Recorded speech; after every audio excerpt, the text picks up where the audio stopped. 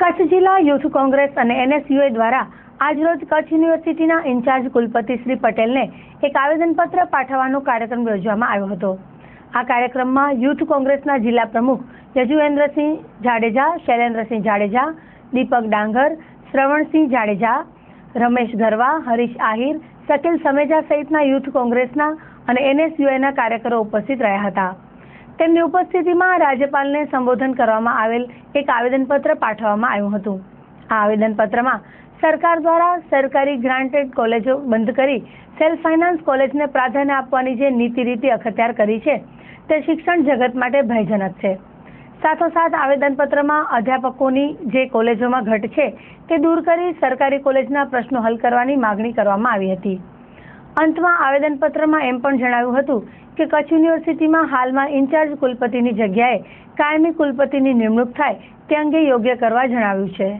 ગુજરાત પ્રદેશ કોંગ્રેસ સમિતિ દ્વારા આજરોજ સમગ્ર ગુજરાત રાજ્યમાં યુથ કોંગ્રેસ અને NSUA દ્વારા ગુજરાતમાં જે શિક્ષણ ક્ષેત્રે જે કથળેલી હાલત છે એને સુધારવા માટે સમગ્ર રાજ્યમાં એક આવેલ છે। એના અનુસંધાને આજે કચ્છ યુનિવર્સિટીમાં કચ્છ જિલ્લા યુથ કોંગ્રેસ અને કચ્છ જિલ્લા NSUA દ્વારા આજરોજ કચ્છ યુનિવર્સિટીના વાઇસ ચાન્સલરને આવેદનપત્ર આપવામાં આવે છે, જેમાં કચ્છ જિલ્લાની જે ગ્રાન્ટેડ કોલેજો છે એ ગ્રાન્ટેડ કોલેજો જે બંધ થાય છે એની સ્થિતિ સુધારવા, તેમજ જે પ્રાઇવેટ કોલેજો છે એમાં ઉચ્ચ કક્ષાએ જે ફી વસૂલવામાં આવે છે એ ફી ઘટાડો કરવા, તેમજ હોસ્ટેલોને સુધારણા કરવા અને કચ્છ યુનિવર્સિટીમાં હાલે જે કોર્સો ચાલી રહ્યા છે એમાં પણ વિદ્યાર્થીઓને પડતી એડમિશન માટે કનડગત જે થાય છે અહીંના સ્ટાફ દ્વારા, અને જે સ્ટાફની જે ભરતી છે રાજ્ય સરકાર દ્વારા જે કરવામાં આવતી નથી, જે ઘટ છે એ તાત્કાલિક ઘટ પૂર્ણ થાય એના અનુસંધાને આજરોજ જે કાર્યક્રમ આપવામાં આવેલ છે અને આ કાર્યક્રમમાં સમગ્ર કચ્છમાંથી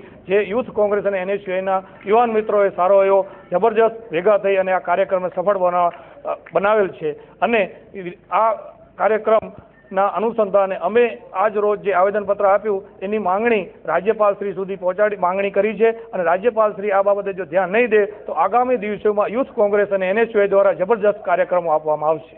આજે કચ્છ લોકસભા યુથ કોંગ્રેસ દ્વારા આજે વાઇસ ચાન્સલરશ્રીને આવેદનપત્ર દેવામાં આવ્યું છે, જેમાં દિવસે દિવસે જે શિક્ષણની કથળતી પરિસ્થિતિ છે એ બાબતે અમે એમનું ધ્યાન દોર્યું છે।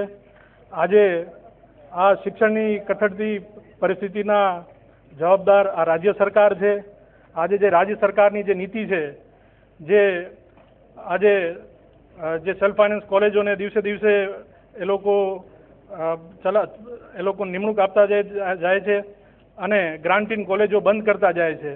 આજે અધ્યાપકોની ભરતી થતી નથી, એટલે અમે આજે એક માંગ કરી છે કે અહીંયા અધ્યાપકોની ભરતી થાય અને અહીંયા કને ફિક્સ પગાર નહીં પણ પૂર્ણ પગાર ઉપર ભરતી થાય એવી અમારી અનેક મુદ્દાઓ સાથે આજ માંગણી કરી છે। અંદાજે કેટલા મુદ્દાઓનો સમાવેશ કરવામાં આવ્યો છે? અંદાજે 10 થી 12 મુદ્દાઓનો સમાવેશ કરવામાં આવ્યો છે, જેમાં વિદ્યાર્થીઓને લાગતા પણ મુદ્દા લેવામાં આવ્યા છે।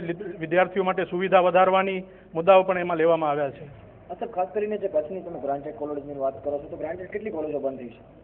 આજે આ મુદ્દો સમગ્ર ગુજરાતનો છે, ખાલી કચ્છ નહીં પણ સમગ્ર ગુજરાતમાં આ યુથ કોંગ્રેસ દ્વારા કાર્યક્રમ દેવામાં આવ્યો છે।